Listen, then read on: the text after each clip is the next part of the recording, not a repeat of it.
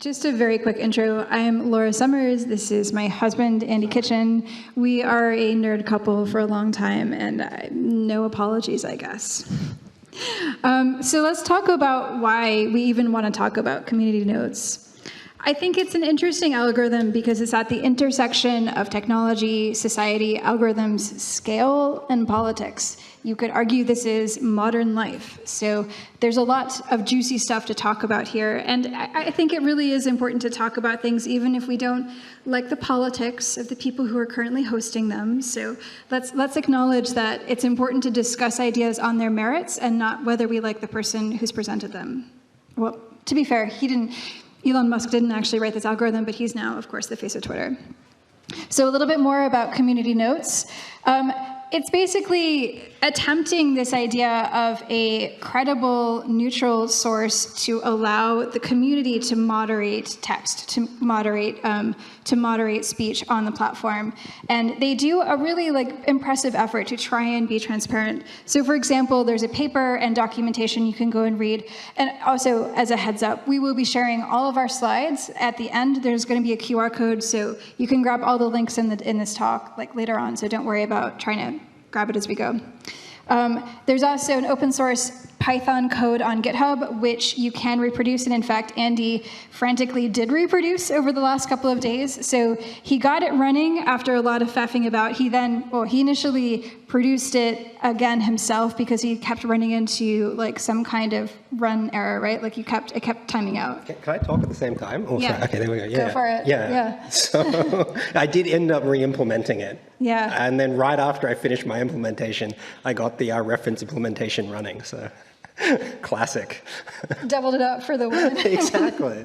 But this is actually genuinely impressive that there's working code that you can run yourself on your own box. There is also data available for the ratings that run the algorithm, so you can technically grab their data, run the algorithm locally on your box, and reproduce the results, which identify which notes get shown, which notes get hidden. And yeah, I think that this is actually a really rare thing in the corporate world, that you can run it and compare it with results to those on, compare your results rather to those on the site. And perhaps one thing to note is that there has been a lot of suspicion about whether someone's putting their thumb on the scale behind the scenes, but it really is reproducible. So for example, there was a note on an Elon Musk tweet that appeared and then disappeared, and there was some suspicion that he didn't like the note and he just wanted it to go away, so he disappeared it. But in fact, we were able to reproduce that the note went from being rated as helpful and visible above the threshold to being rated unhelpful and below the threshold. And this is actually quite exciting that you can do that yourself, or that researchers can do that and identify whether it's some nefarious something going on behind the scenes or someone's actually following the algorithm as designed.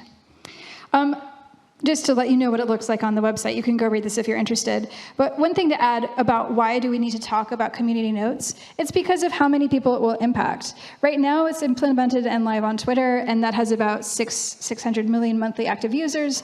Also, if you didn't hear, Meta is planning to implement it across their entire global network of apps, and they have almost 4 billion, which means that we're talking about roughly 4.5 billion active users a month for whom community notes is going to be the arbiter of what they see and whether it's appropriate or visible speech or not. So, without further ado, Andy is going to talk us through the algorithm design. Oh, yeah, thank you. Okay, I shouldn't use 2 microphones at once, huh? Yeah, all right. So in the paper, they refer to this as a bridging algorithm, which they think is really interesting. But what does that mean concretely? So in a lot of other political science, generally your political opinions are the signal, and you're trying to remove noise from that signal. So you're trying to do good sampling design to reduce your sampling noise. You're trying to correct for demographic imbalances in your sample to kind of take away that part of the signal that part of the noise to get to this political opinion signal. Whereas community notes is essentially exactly the opposite. They're treating political opinions as a kind of noise, and then trying to find things that have broad support as the signal. So you're kind of saying it's actually people who are very, very polarized in one way or another. We think of that as a source of noise as to finding out whether something is actually good or not. That's good in air quotes. So what is like very interesting, and when I was sort of talking with Laura about this, she was very surprised. There is no inherent concept built into this algorithm of left-wing versus right-wing politics, but because of the kind of structure of it, what you often see is that political polarization terms emerge from the data. And so this is kind of feeds into this concept of trying to be credibly neutral. And whether that's a good thing or a bad thing, I think is an element of like really interesting critique, but that is a big dynamic here. Nothing, no political sort of polarized concept is built in. So there are basically two parts, and I'm mainly going to talk about the most interesting part, which is the core ranking algorithm, but there is a lot of really interesting tuning and support around that core, and it really kind of goes to show you what goes into building like a production quality algorithm from like the idea in the core. So I highly recommend sort of reading about some of the other stuff they did. So the ranking core is basically, it's a matrix factorization, but I think there's also a really interesting interpretation as a 2D embedding model. But either way, what we're going to do is we're going to take a bunch of ratings from users, and we're going to take a bunch of notes. And you can imagine that, I'll just skip to the next slide real quick. You can imagine that forms a big matrix. And here the columns are the notes and the rows are the users, although you could flip it around and transpose it as well. So users can say, okay, was this note helpful? And if they click the yes button, that will record that kind of matrix entry where that user and that note crosses as 1. If they say no, it'll be a 0, and somewhat will be a 0.5. So this is not a probabilistic model. Those aren't probabilities. They're just sort of helpfulness scores. And so it's based around like this formula, which is fit. And I think like a couple of observations. So you have this, I'll just go through the terms systematically so you can kind of get an intuition for it. But you're basically trying to explain the helpfulness score at every user note combination. So in the matrix form, that's where they intersect. So you say, okay, this thing here, this helpfulness, I would like to, from things I know about the note and things I know about from the user, try and kind of like model how helpful it will be. So we're trying to predict that term in that matrix. So we start off with this general public mood, which is not subscripted. So that's a single number for the entire model. So even if you have like a 1 million parameter model, or like 1 million notes and 1 million users, you have one. Then you have users friendliness term, and this is very standard. In fact, this is kind of like two standard models like glued together. In a lot of rating models, you just have some people who are generally more positive than others. So you just want to model that. You say some users just say things are helpful more than, they say things are helpful a lot. So then you have the note's intrinsic helpfulness score. And so this is only subscripted by the note. And so that is kind of what you're trying to measure is intrinsically how useful is this thing. And then finally you have the factor terms. And the factor terms, one comes from the user and one comes from the note. So if we go back to our sort of matrix view, the note terms are all the things that have an N subscript. The U terms are all the things that have, so the user terms are all the things that have a U subscript. And then there is a very specific term which comes from the combination of the user and the note. And intuitively, you can kind of see it as, well, if I am intrinsically perhaps left-wing and a note is intrinsically left-wing, then when we multiply those together, I'm more likely to say, okay, I think this is helpful. So this is modeling a kind of like political polarization. So you could think of it as the polarity term. And there's a note part and a user part. And what's kind of also interesting about this model is if you just fixed those, like if I took all the users and I told you exactly what their political alignments were, this would just be a linear regression. And conversely, if I told you all the notes' political alignments, then this would still be a linear regression because that would be constant. What makes it a kind of interesting regression problem is the fact that you're doing it at the same time. You're trying to find like unsupervised polarities for both notes and users at the same time without any prior information. So how does this kind of look in practice?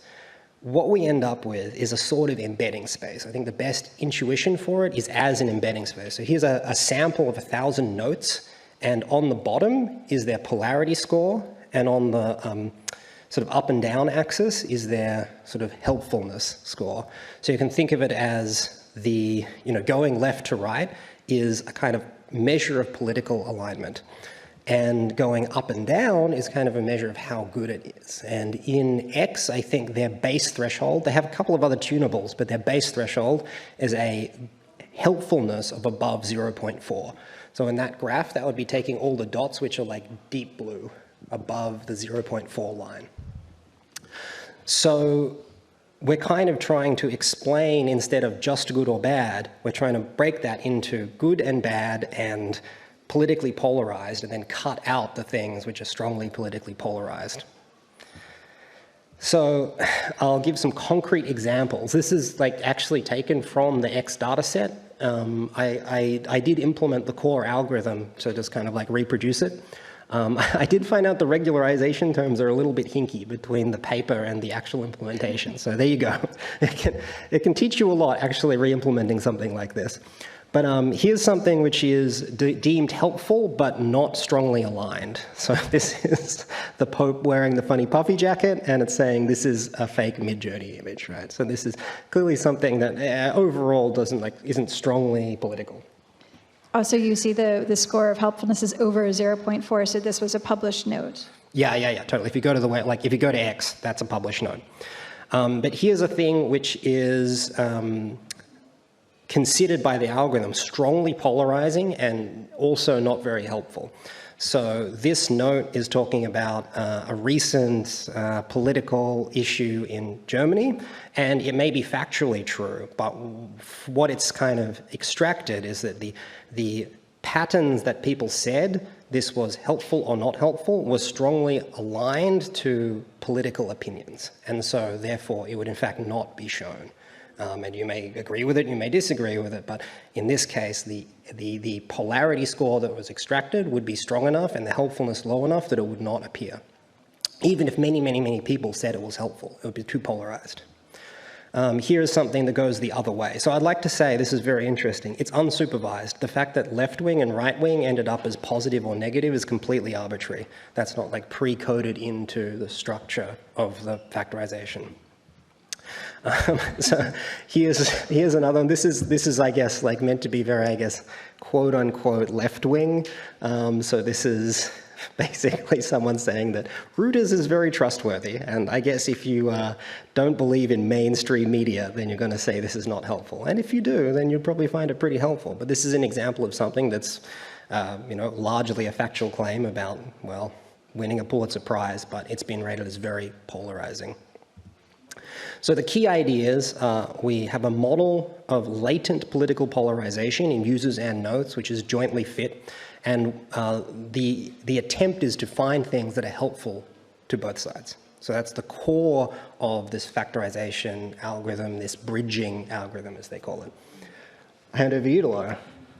Okay, let's talk about design. So the interesting thing about this is, of course, it's an algorithm, and it's really important to understand the mechanism of how that works. But also, it's an interface that people interact with in the world, and we can't ignore that aspect to it because it's incredibly important to whether it's useful and used. So I'm just going to talk to a few of the design points that struck my eye. I will say there's a lot of design in this, and I can't really dig into all of it in detail, so I'll just try and touch on some of the most important bits. This is actually kind of an intense tweet, but the thing I wanted to talk about here is actually just talking about what a published tweet note looks like. So you can see here that this reader's added context, that is showing us that the note was published, so it succeeded in going over the threshold.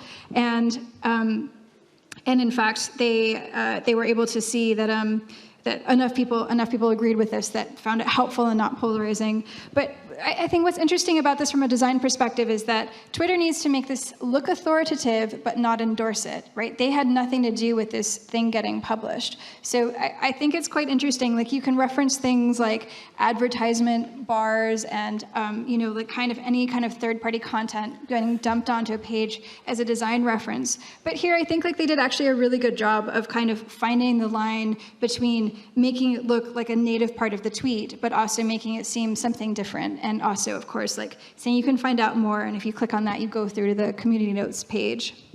I also want to quickly speak to the label ontology. I think that I suspect that a lot of like really smart people agonized about this a lot, and I think that it's like both great and terrible at the same time. Like it's very usable, right? People can ask a question like, was that helpful to you or not? And it's very human, you can immediately understand it. But I can also, having experience with annotation and annotation ontologies, like I can imagine how this could go really wrong. You could be like, is it helpful to me because I don't understand it? Or is it not helpful in the world? Like there's a lot of muddiness in like what actually helpful means or unhelpful, and how people rate it might just depend on how they feel on the day. So I think that there's possibly some muddiness in what people mean when they respond there, and that will of course muddy the results. I'll just quickly walk us through the sign-up flow. I think it's actually quite nicely designed. You know, I still imagine the little Twitter here, but if you kind of sub in the little bird, I think, you know, here they talk about the values of community notes and saying that you have to agree to them. And also at the end, they say that you have to agree to make public contributions. So this is a thing that's done in public. It's visible. It's obviously not mysterious or behind the scenes. I mean, it's a small thing, but I think that this is actually quite a nice sign-up flow, and they've taken some time to try and explain to you as a contributor what you're going to be doing. Once you've signed up, you get notifications coming into your feed. So is anyone here actually contributing to community notes out of curiosity? Yeah, oh, one person. Okay, hey, good on you. Well done. The internet thanks you for trying to tackle the fire hose. We all appreciate it. So what happens once you've signed up is you start getting these notifications in your feed that pop up. And one thing I will say, I'm going to skip forward a little bit, is that we don't actually know much about the algorithm that decides to bubble notes up. And this is maybe the part of the implementation I think is a little bit mysterious or a little bit imprecise. Like it would be nice if we knew a bit more about actually why Twitter's recommendation algorithm or feed algorithm decides to bubble these up. Because of course, like a tweet bombing or like anything not going viral, like if you don't get enough attention, it will just fall flat, and even if there's one or two notes, it won't kind of go anywhere. So I think this is perhaps like one of the strongest criticisms, that this isn't fully transparent yet.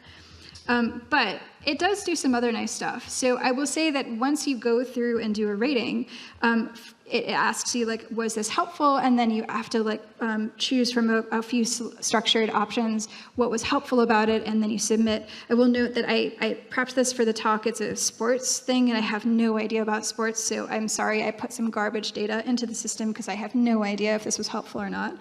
But it then shows you that you rated it as helpful and it needs more notes, and it's kind of like trying to draw you in and get you to do more rating, of course. But what's important also is what they don't show you there. So in particular, they don't show you how many raters have been rating, and they don't show you how many are needed to go live.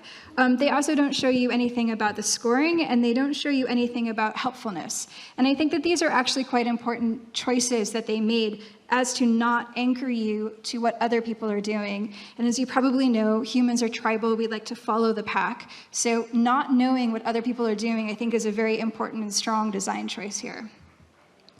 And then, like, just to sort of step back, that I think those are all little implementation details, but I also was thinking about the system overall and like how people are using notes. And I'll spend the last little bit of time for design to try and talk about this sort of uncertainties and confusions I have about like even what is fact-checking or what is truthfulness in this kind of system. Because as I was seeing how people were using community notes, I was like, what actually are we even trying to do here? Is this content moderation? Is this community moderation? Is this fact-checking? It's kind of a little bit of everything and a little bit of none of them. And I'll try and offer a few examples of community note things happening to try and ground this a little bit. So let me get into it. This is the example I showed before, and I would describe this as not fact-checking, but adding context. So you can see it got published because people thought it was useful, but you could argue that it's not technically fact-checking because it's not really responding to the post itself, it's adding something else. And I'll also note that adding context can be useful or it can be kind of a distraction. Like it can actually be something that kind of pulls you away from the core idea that you're trying to communicate. Another thing I've seen a lot of is sort of ungenerous nitpicking. Like here, this person is saying this is, the post is monsoon scooty rides in Goa, woo, and this lady's having fun. And then the person posting, putting community notes is saying, the vehicle in the image is a Yamaha Facino, not a Scooty. And it's like, does that really matter? Is that relevant to the topic? And I see a lot of this, like people just like, like they're letter of the line, not like spirit of the line. Like they're really focusing on unimportant nits, I would describe it as.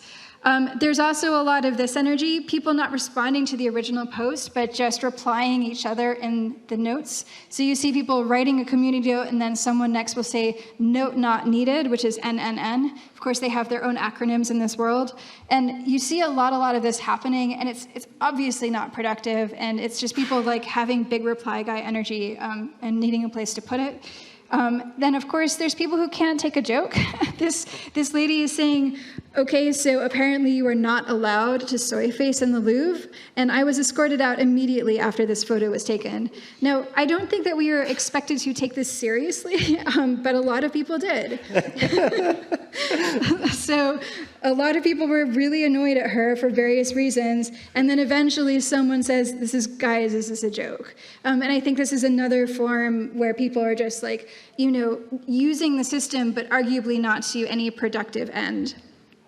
And what should we make of all this? Like, I'm not really sure, but I just want to observe some tensions that I'm seeing. One is this kind of generalized authority versus distributed authority that's sort of like moving along the spectrum from wanting one person to tell you what true is or what is okay to everyone being able to do it, and like the difficulties with both of these. Another is this sort of like question of like who even should be the person to police speech? Is this us as a group, the community? Do we want corporations to do it? And I think when we had people doing fact-checking at Meta and Twitter, we could see a lot of problems with that as well. Or is it a government role or something else? And again, I don't really have answers. I just want to observe the questions.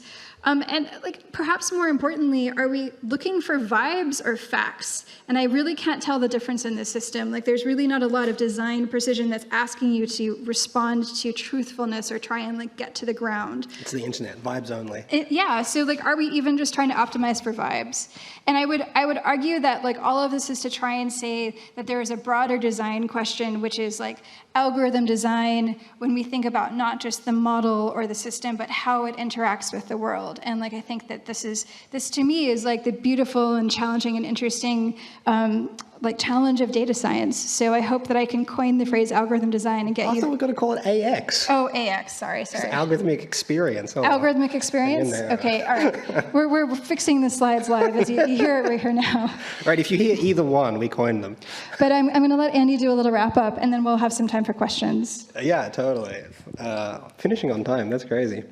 So I think this is such a fascinating intersection of algorithms and politics. And I think when we were writing this talk, we sort of kept going back and forth. Like, are we going to present an opinion on the algorithm itself, or just try and tell people like how it works, get them interested? And that's the thing we eventually fell to, because like this is a thing that exists, and this is a thing that will change how billions of people interact with politics in some way that's both grounded in data science, but then also experienced through a user interface. And I think that is very, very, very of the time.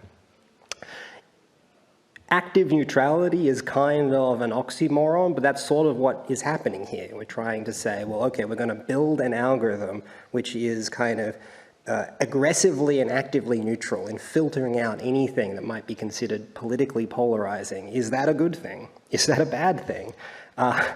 Inside the model, there is a one-dimensional factor which all kind of political thought is getting squished into. Do we really live in a one-dimensional society? Are things that are in the middle of that line the things that we consider authoritative? Is this meaningful? Is it coherent to look at politics as noise and to model it that way? Because in some sense, political disagreements, agreements of kind of like moral intuition or moral conviction, are some of the most important things to human discourse. And so in the end, the talk kind of has this final section has many more questions than answers, but I think it's much better to ask these questions as you know the structure of an algorithm such as this. if you have questions.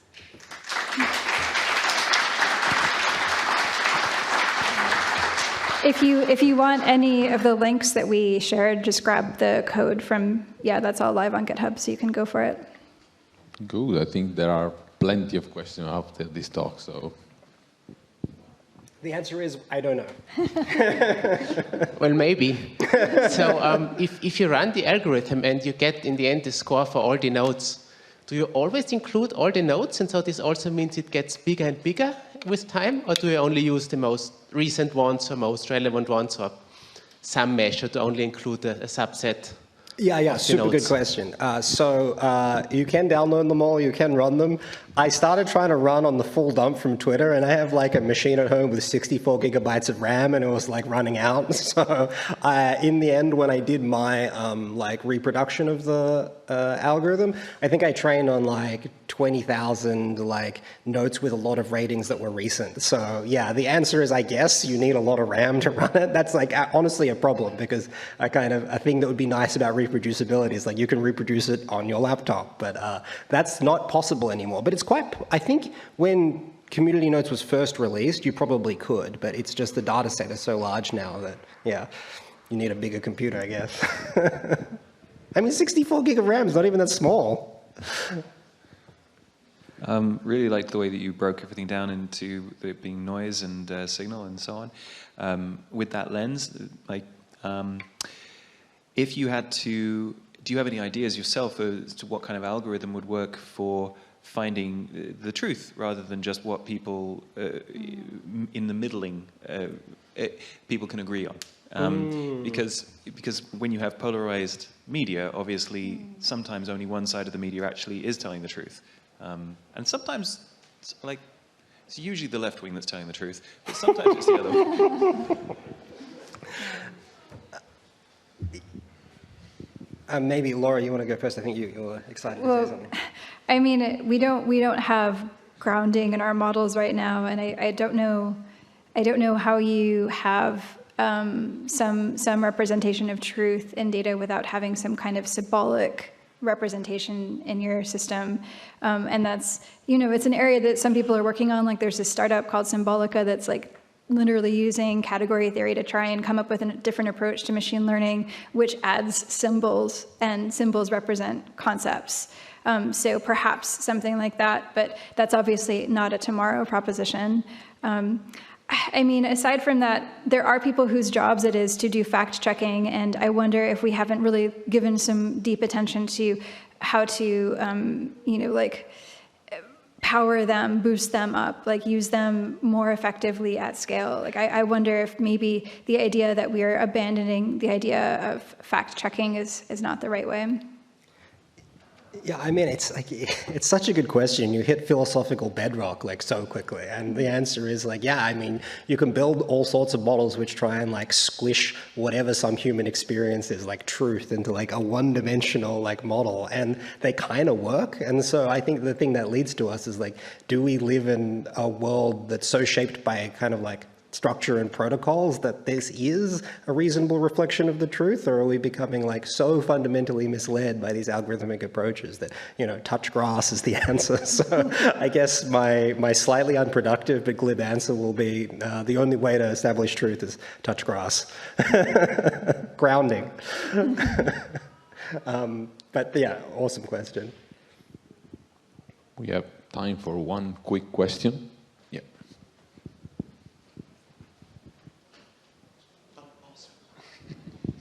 Hey, following up on the previous question about like how to find the truth and everything, do you feel it would be useful if like there is polarization, right? We know like this was like highly left-wing, right-wing, whatever, and like right now we show only the stuff that's kind of like neutral in between.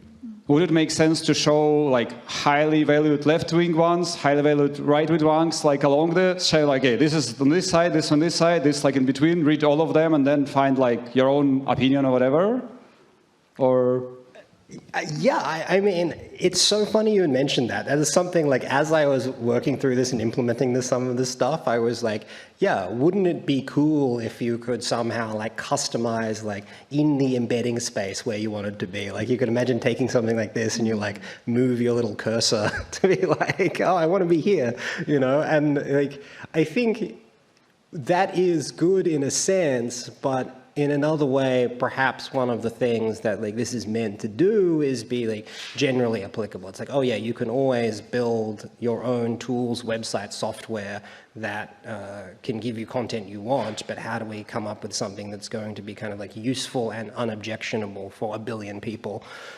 So in that sense, I think it's certainly something fascinating, and I think overall it's probably a little bit underexplored. I mean, there are a couple of like commercial products. I think like Ground News tries to do this as a commercial product, and I think there's another company like Ask News, which is another like news database clustering company, which is also embedding news in like a high-dimensional space. So I think this is kind of like a new wave of like data science, like political alignment embedding startups, which like it's like that's a very coherent category. But yeah, I think it's a trend that I'm certainly seeing. So you know, that's I think excellent observation. Okay, so we are like end of our time. Sorry, but I think they will be more than open to discuss it further, especially at this evening social event. So let's thank Andy and Laura once again, please. And